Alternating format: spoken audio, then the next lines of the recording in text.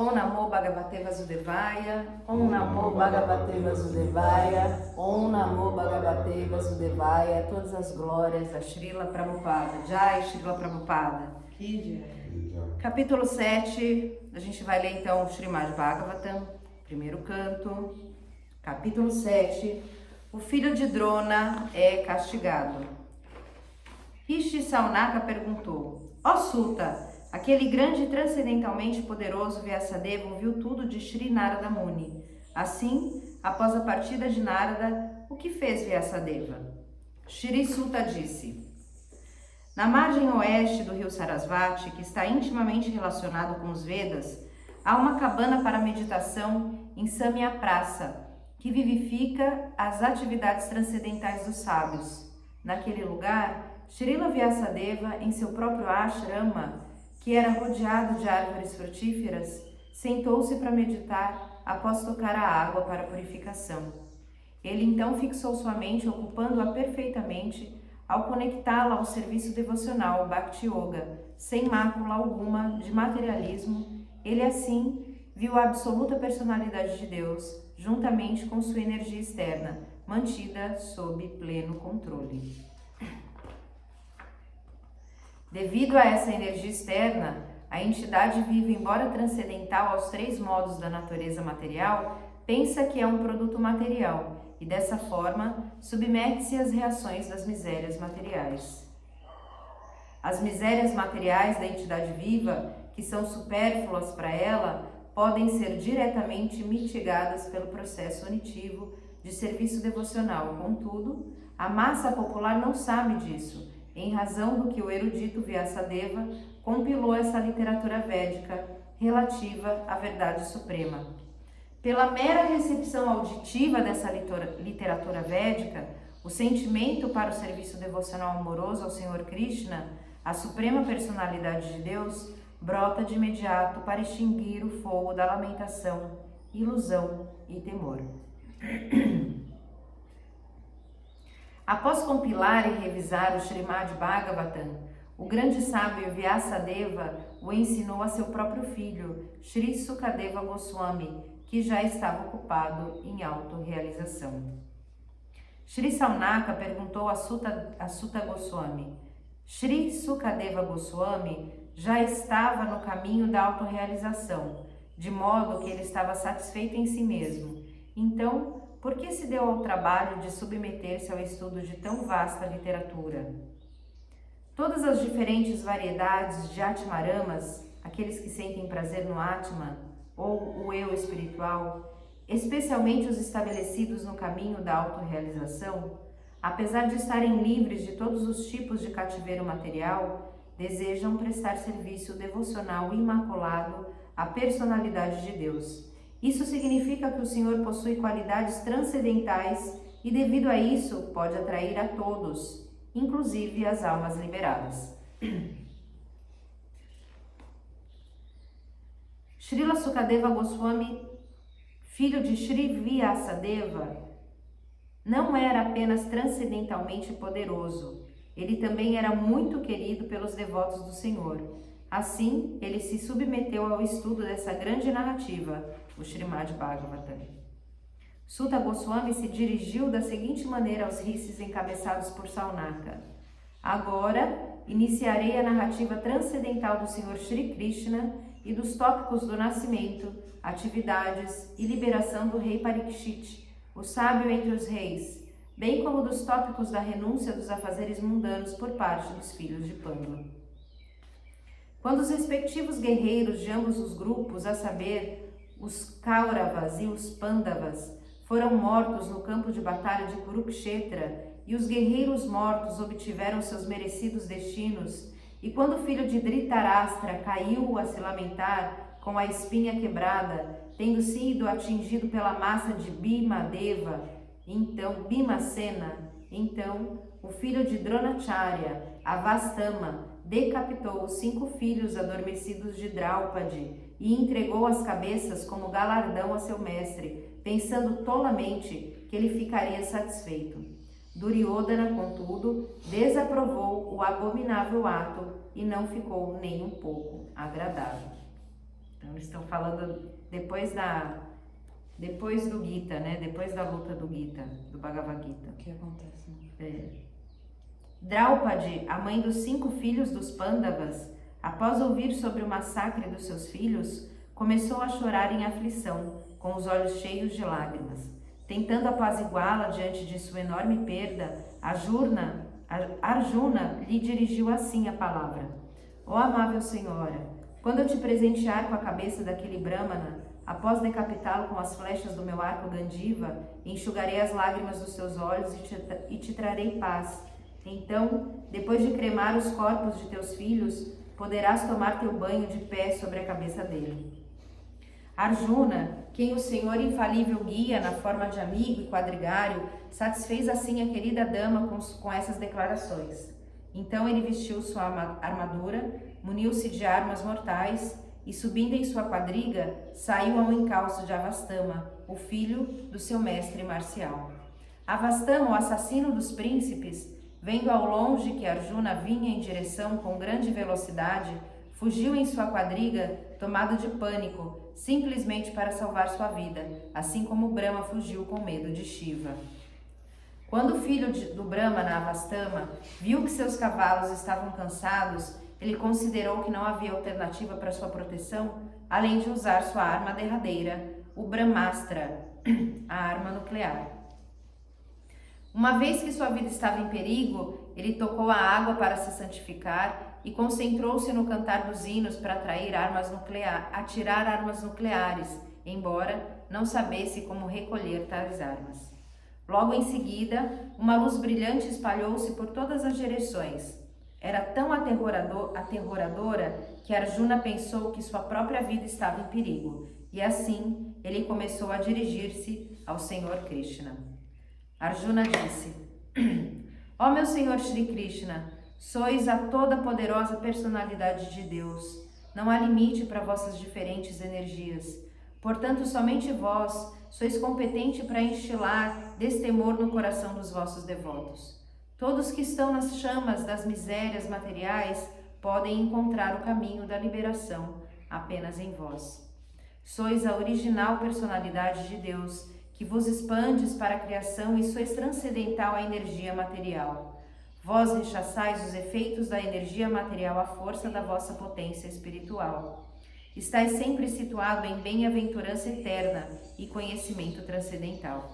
Além disso, embora estejais além do limite da energia material, vós executais os 4 princípios da liberação, caracterizados como religião e assim por diante, para o bem supremo das almas condicionadas. Escuta. Achei que eu não estava lendo. Não estava gravando.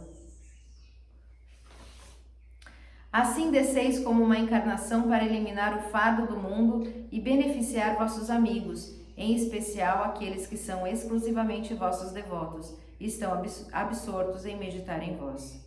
Ó Senhor dos Senhores, como é que esta perigosa refulgência está se espalhando em volta de tudo? De onde ela vem? Não entendo isso. A Suprema Personalidade de Deus disse: Informo-te que se trata de um ato do filho de Drona. Ele disparou os hinos de energia nuclear e não sabe como retrair o fulgor. Ele o fez por sentir-se desamparado, estando temeroso da morte iminente. Ó Arjuna, somente outro Brahmastra pode neutralizar essa arma. Uma vez que és hábil na ciência militar, subjuga o fulgor desse armamento com o poder da tua própria arma.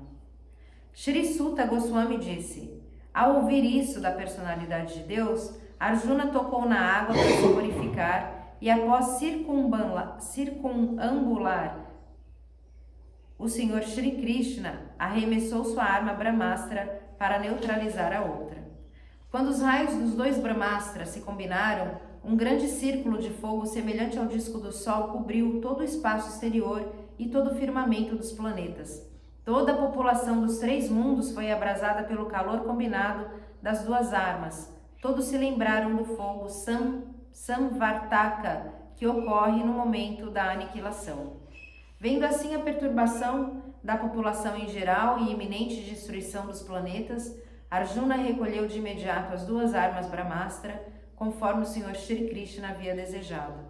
Arjuna, com seus olhos ardendo de raiva, como duas esferas vermelhas de cobre, prendeu habilidosamente o filho de Gautami e o atou com cordas como se fosse um animal.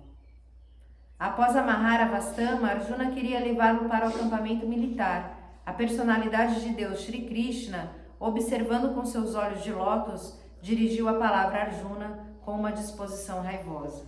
O Senhor Shri Krishna disse: ó Arjuna, não deves mostrar misericórdia soltando este parente de um Brahmana, Brahmabandhu, pois ele matou meninos inocentes enquanto dormiam.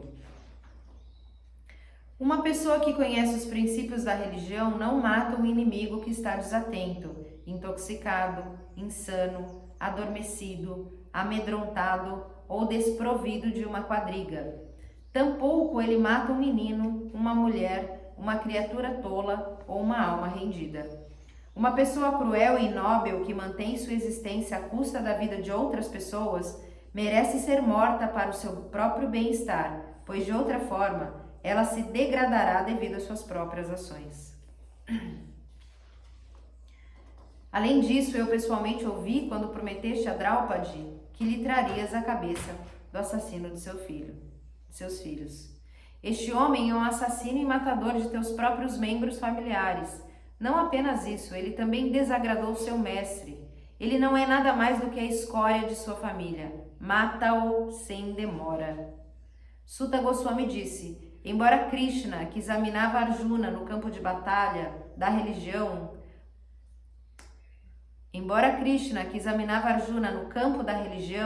encorajasse Arjuna a matar o filho de Dronacharya, Arjuna, uma grande alma, não gostou da ideia de matá-lo, apesar de Avastama ser o abominável assassino dos familiares de Arjuna. Após chegar ao seu próprio acampamento, Arjuna, juntamente com seu querido amigo e quadrigário Shri Krishna, entregou o assassino à sua querida esposa, que estava se lamentando pelos seus filhos assassinados. Shri Suta Goswami disse: Draupadi, então, viu Avastama, que estava atado com cordas como um animal e silencioso por ter executado o mais infame assassinato. Devido à sua natureza feminina e devido a ser naturalmente boa e educada, ela lhe mostrou os devidos respeitos que se oferecem a um Brahmana.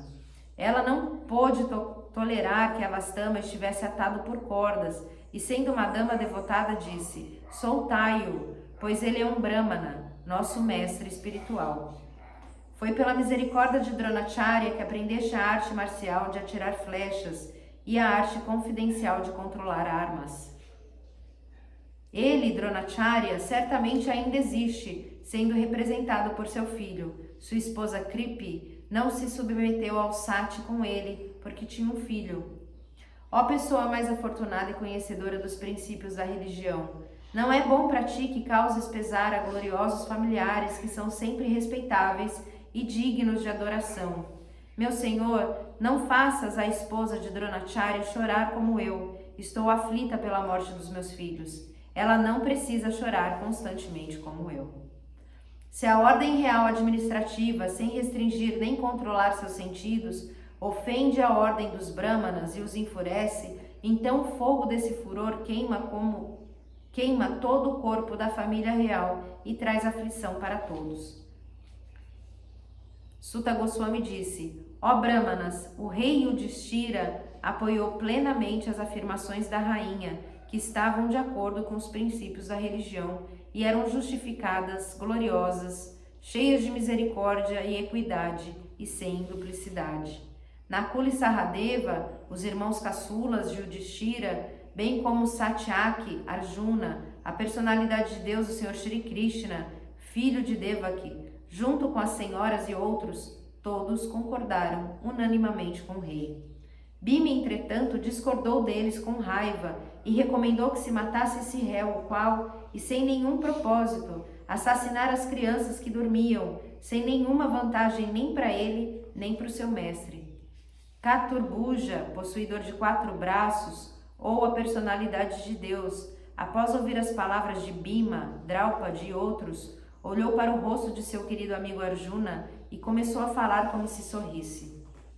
A personalidade de Deus disse: o amigo de um Brahmana não deve ser morto. Mas se é um agressor, ele tem que ser morto. Todas essas regras estão nas Escrituras e deves agir de acordo com elas. Tens de cumprir tua promessa à tua esposa e também deves agir para a satisfação de Bhimacena e minha. Sutta Goswami disse: somente então Arjuna pôde entender a intenção do Senhor através de suas ordens ambíguas. E assim, com sua espada, ele cortou tanto o cabelo quanto a joia da cabeça de Avastama. Avastama já havia perdido seu lustre corpóreo devido ao infanticídio, e agora, além disso, tendo perdido a joia da sua cabeça, ficou ainda mais fraco. Então foi desamarrado e expulso do acampamento. Cortar o cabelo de sua cabeça, privá-lo de sua riqueza e expulsá-lo de sua residência são as punições prescritas para o parente de um Brahmana. Não há preceito para matar o corpo. Depois disso, os filhos de Pandu e Draupadi, cheios de pesar, executaram os devidos rituais para os corpos mortos de seus parentes. Neste ponto, encerram-se os significados Bhaktivedanta do primeiro canto, 7º capítulo, do Srimad Bhagavatam, intitulado O Filho de Drona é Castigado. Jai Srila Prabhupada.